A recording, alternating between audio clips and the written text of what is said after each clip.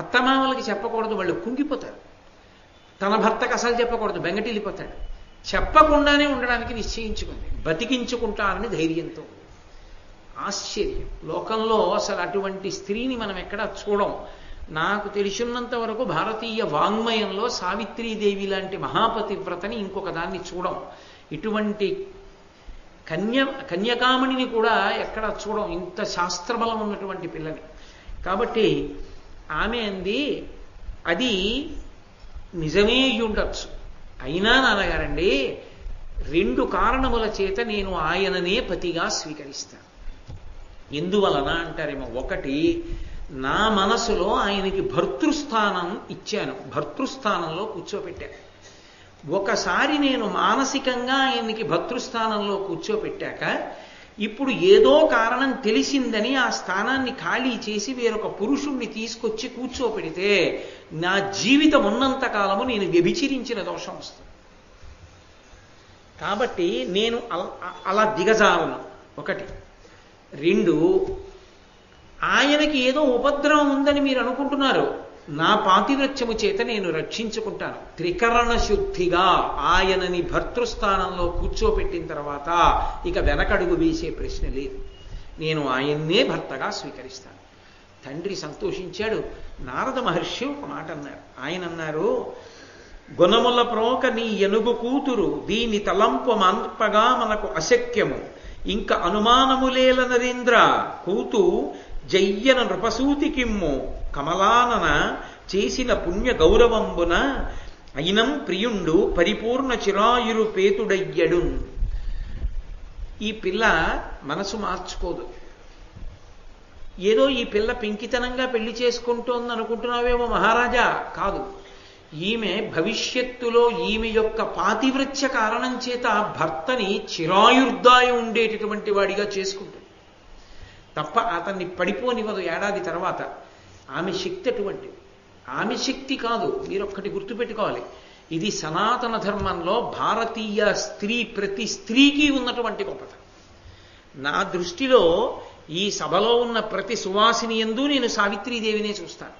అందరూ పతివ్రతలే. ఎవరు భర్త యందు ప్రేమ లేనివారు? అది ఈ దేశానికి ఉన్న సొత్తు ఇది.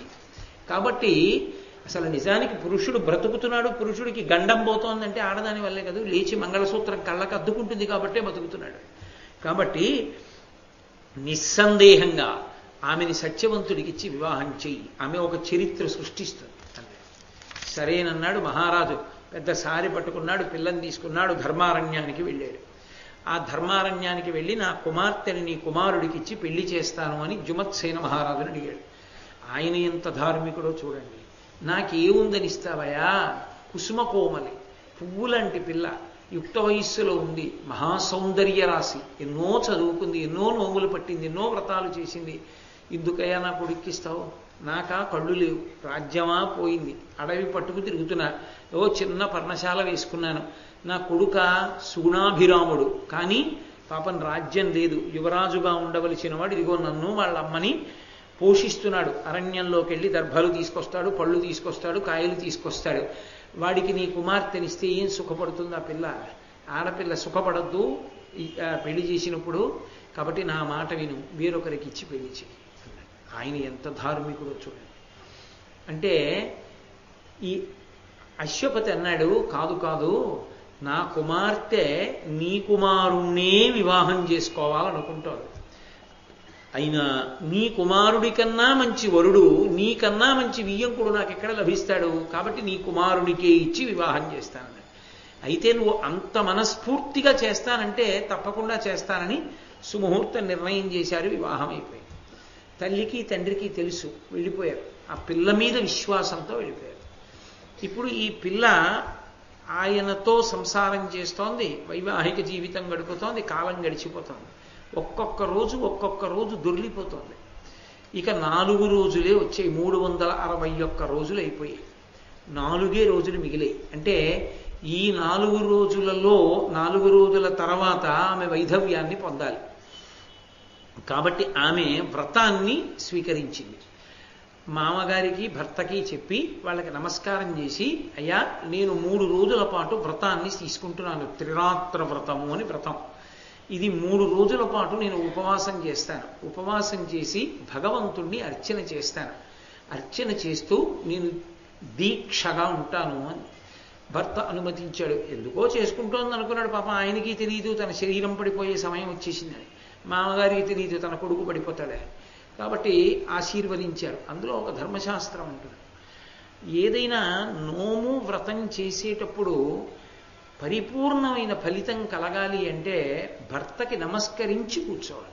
అన్నీ ఆయనేగా తెచ్చేది సంబారాలు. అన్ని సంబారాలు తెచ్చినా ఆయన గురువు, ఆయన ఈశ్వరుడు. కాబట్టి పీట మీద కూర్చునే ముందు ఒక్కసారి భర్తకి నమస్కరించాలి. నమస్కరించి, ఏమండి నేను ఈ వ్రతం చేసుకుంటున్నాను, మీరు అనుమతించండి అని పీటల మీద కూర్చోవాలి. శ్రావణ శుక్రవారం వరలక్ష్మీ వ్రతం చేస్తున్నారనుకోండి, వరలక్ష్మీ వ్రతం చేసుకుంటోంది భార్య అని భర్తకి తెలుసు. ఆయనే రూపు అన్నీ తీసుకొచ్చినవాడు. కానీ మర్యాద ఏమిటంటే ఆయనకి నమస్కరించి కూర్చోవాలి. అలా కూర్చుంటే ఏమవుతుంది అంటే ఆ వ్రతం పరిపూర్ణం అవుతుంది. ఎందుచేత అంటే గురువు యొక్క అనుగ్రహం చేత. ఎవరు గురువు? భర్తయే. యోమే భర్త సమే గురువు. ఆ భర్త గురువైనటువంటి కారణం చేత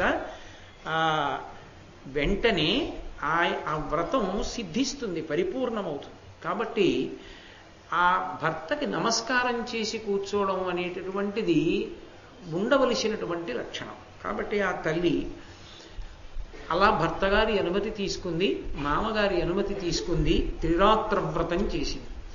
చేస్తే 3 రాత్రులు అయిపోయి 4వ రోజు వచ్చేసింది. వచ్చేస్తే మామగారు పరమ ప్రేమైకమూర్తి. మామగారంటే అలాగే ఉండాలి అని శాస్త్రం. మామగారు ఎప్పుడూ కూడా కోడలు సుఖపడాలి, కోడలు సుఖపడాలి, కోడలు సుఖపడాలని వెంపర్లాడతాట. తండ్రి కూడా అంత వెంపర్లాడడు అని. మామగారు అంత వెంపర్లాడతాడని. ఎందుకు అంటే ఒక్క కారణానికి అంత వెంపర్లాడతాట. ఎక్కడో పుట్టిన పిల్ల నా కొడుకుని నమ్ముకుని వచ్చేసింది మా ఇంటికి. ఇంటి పేరు వదిలేసింది, గోత్రం వదిలేసింది, వంశం వదిలేసింది. మృత్యు సదృశమైనటువంటి ఖేదాన్ని పొంది నా వంశాన్ని పెంచింది, నాకు మనవల్నిచ్చింది, నన్ను తాతని చేసింది, నా వంశం నిలబడింది. కాబట్టి ఆ పిల్ల సుఖపడాలి అని ఎంత తాపత్రయపడుతూ ఉంటాడో మనసులో. బహుశా మామగారు అయిన తర్వాత తెలుస్తూ ఉంటుందేమో పురుషుడు కల. కాబట్టి అలా తాపత్రయపడే మామగారు శరీరాన్ని విడిచిపెట్టేస్తే ఆడది గొప్ప దురదృష్టాన్ని పొందినట్టు. ఆడదాని జీవితంలో ఏడవవలసిన రోజు ఏమైనా ఉందా అంటే ఒక్కరోజు ఉంది అంది శాస్త్రం. ఇంకొకటి అమంగళకరమైన మాట చెప్పకూడదు. ఆడది ఇంకొక కారణానికి ఏడవాలని చెప్పకూడదు. ఒక్కదానికి మాత్రం ఏడుస్తుందని చెప్పాలి. ఎందుకంటే మామగారు పెద్దవాడు, వెళ్ళిపోవద్దు, తన భర్తేగా చెయ్యాలి, కొడుకు చేతిలో చేయబడాలి అంత్యేష్టి సంస్కారం. మామగారు వెళ్ళిపోతాడు. మామగారు వెళ్ళిపోయిన రోజున మాత్రం కోడలు ఏడుస్తుంది తప్పకుండా. ఎందుకు ఏడుస్తుంది అంటే నాకు ఇక ఇలాంటి వ్యక్తి ఈ జన్మకి లేడిహ భూమి మీద. అంత గొప్పతనం మామగారంటే. అంత గొప్పతనం మామగారంటే అంటే ఏదో నోటి మాటగా కాదు, మామగారంటే అలా ఉండాలి. కోడలు సుఖపడడాన్ని మామగారు అంత కోరుకోవాలి ప్రయత్నపూర్వకంగా. అలా కోరుకున్నవాడెవరో, అలా ఉన్నవాడెవరో ఆయన మామగా శ్లాఘింపబడతాడు. కాబట్టి అటువంటి మామగారిది పెద్దరికం.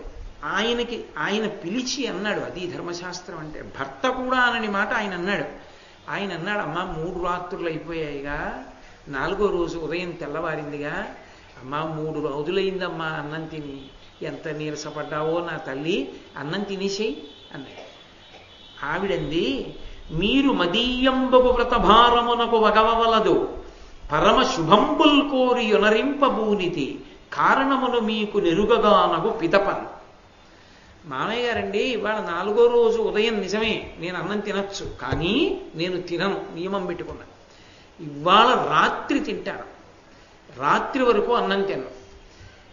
ఇది భారంగా కనపడుతుంది. అన్నం తినకుండా ఇలా ఉండడం, ఇలా ఉపవాసంలో ఉండడం, భగవంతుని యందు మనసు పెట్టుకోవడం. కానీ మామయ్య గారండి, నేను ఇలా ఎందుకున్నానో, ఏ శుభాన్ని కోరుకుని ఇలా చేస్తున్నానో మీరు తర్వాత తెలుసుకుంటారు. కాబట్టి ఇంక ఇప్పుడు నన్నేం అడక్కండి మామయ్య గారండి, రాత్రి చేస్తాను. ఏమో పిచ్చి పిల్ల ఏం కోరుకుంటోందో అనుకున్నాడు. తథాస్తు శుభం భూయాత్, అలాగేనమ్మా అన్నాడు. అన్న తర్వాత ఆమె 4వ రోజు ఉదయం మామగారితో మాట్లాడింది కదూ, ఈ సత్యవంతుడు అరణ్యానికి బయలుదేరుతున్నాడు తల్లిదండ్రులకి పళ్ళును ఆ అగ్నిహోత్రానికి కావలసిన కట్టెలు తేవడానికి. ఆమెకి తెలుసు భర్త శరీరం పడిపోతుంది ఆ రోజునని. ఆమె అంది, నేను కూడా మీతో వస్తాను. ఆయన అన్నాడు, నువ్వు రావడం ఏంటి, 3 రోజుల నుంచి ఉపవాసం చేశావు, ఏదో పూజలు అన్నావు, వ్రతాలు అన్నావు, నీరసపడిపోయావు, అరణ్యం అంటే చాలా క్లేశభూయిష్టంగా ఉంటుంది, నాతో ఎలా నడుస్తావు, అందుకు నువ్వు వద్దన్నాడు.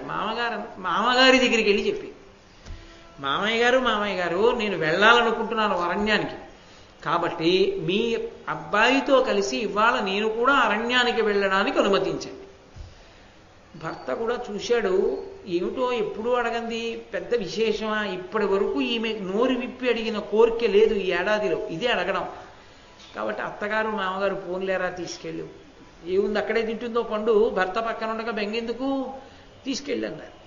ఆమె భర్తతో కలిసి బయలుదేరింది. ఎలాంటి పరిస్థితిలో, ఏ క్షణంలో పడిపోతాడో మనసులో ఉద్వేగం, ఏ ఇతర ఆడదైనా వలవలా ఏడుస్తుంది. ఆమె తాళింది, తట్టుకుంది, ఏమీ చెప్పలేదు భర్తకి. కడురేప